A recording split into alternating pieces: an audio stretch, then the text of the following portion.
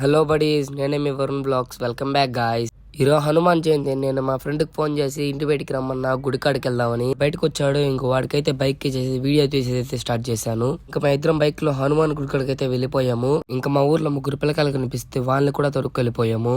ఇంకా వెళ్తానే దేవుడిని దర్శనం చేసుకునేసి అన్నదానం చేస్తుంటే తినేసాము. ఇంకా అలా కాసేపు ముచ్చట్లయితే పెట్టుకునేసాము.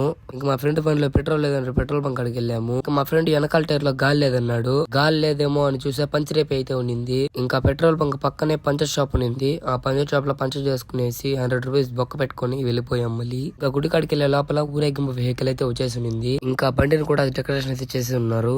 ఇంకా లాస్ట్ కి దేవుడిని అయితే ఆ బండ్లు అయితే ఎక్కిచ్చేసాం అందరూ.